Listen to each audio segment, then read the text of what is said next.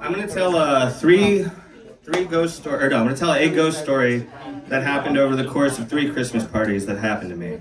That's the prologue, let's begin. When I was a kid, my mom made stuffed toys. So she was a toy maker. She made Madeline, Paddington Bear, Blue's Clues, Teletubbies, and she worked in this factory in Jersey City. And I used to go visit her when I was a kid, and it was like a big brick factory.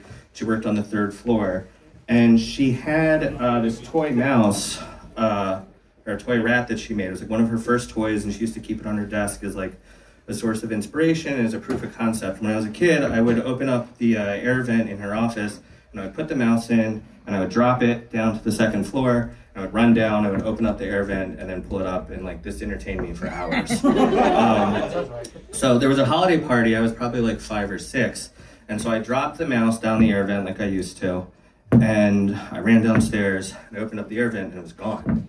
And so I my head was small at that time, so I kind of peeked it in, and I looked down, and it had fallen past where it would land on the 2nd floor, and it went down a couple more floors. So, being the industrious kid that I was, I ran down a couple more floors, and I went down into this basement in this factory.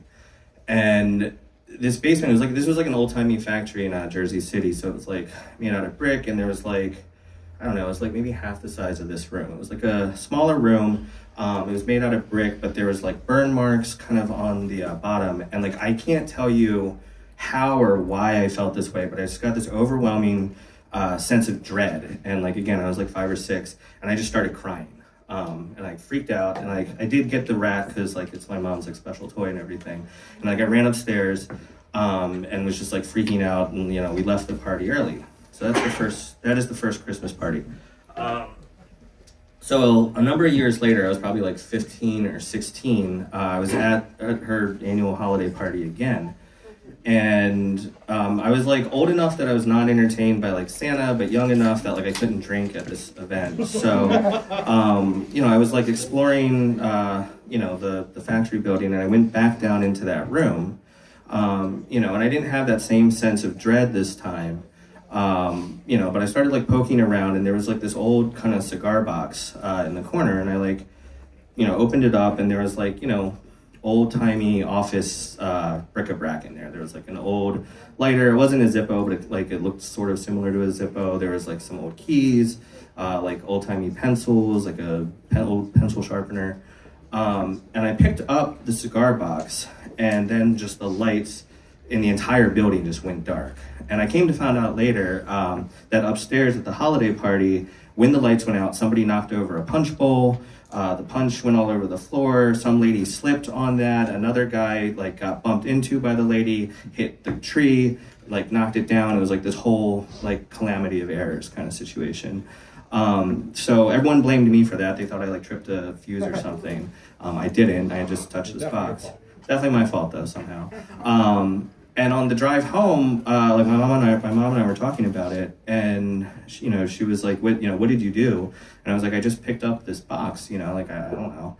And we were talking about that room in the basement, and she told me that after that time when I was a kid that I had gone down there, she had started asking the property managers and started asking around about it, and apparently, like way back in the day, there was like this program that the factory used to do with like orphan children and everything, and they there was like this guy, Mr. Johansson or whatever, and he they did this program with the orphans where they would come in and like work during the holiday season, and the money that they would make working in the factory they would use to like do Christmas events at the orphanage. Which is actually not charitable if you think about it. It's kind of fucked up because they made the children work for the like shitty money that they got. But apparently this guy, Mr. Johansson, was like in charge of the program, and there was one year where he lit a fire and he locked 10 children in this building and watched them burn alive. And yeah, it got dark really quick. So like these children died. So I was like, well, that would make sense for that whole weird pervading sense of dread.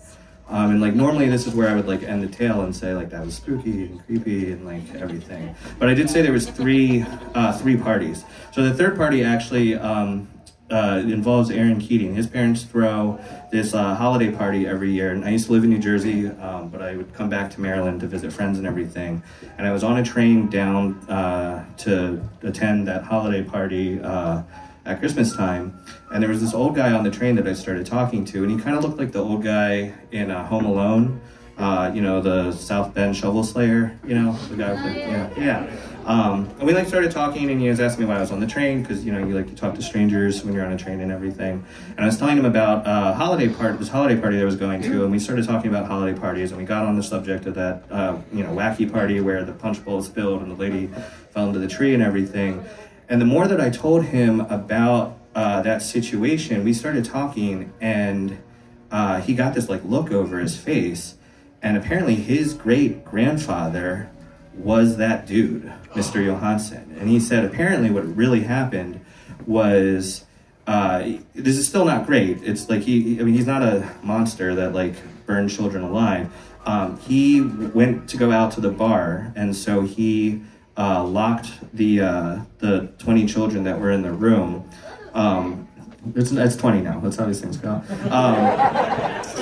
He locked these 20 children in the room just so that they like wouldn't do anything weird. And he went out to the bar, and I guess somewhere in the bar, like he lost his key.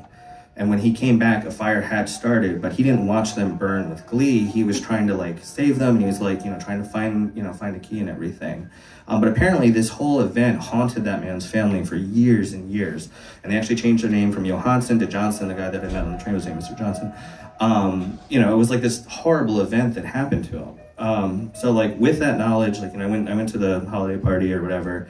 But when I went home, I went up to my mom's attic and I found that box. And this is not that box. This is the box for the rat. That was a cigar box that I had. This is the rat box. But I went upstairs, my mom's attic, to that cigar box, and I like opened it up, and like I said, there was like weird office detritus and everything in it, and inside of it was this key. Now, I'm not going to sit here and tell you that this is the key that was missing that night, because that would be insane. And also, if you were paying attention to the story, he lost the key at the bar, and this was actually in the office. But I do think it's kind of wild that this key was present when 30 children got burned alive in that room. Yeah. I mean, that's how these things go. And I wonder, though, if Mr. Johansson, like, if he was out there today, his spirit, you know, would he reach out for that key to save those 40 children that were burning alive? You know, just to take the key and just to, you know, stick it in the door, you know, to save the 50 children that were burning. Would he? Yes, he would. Thank you. Give it up for Lucas Gerace.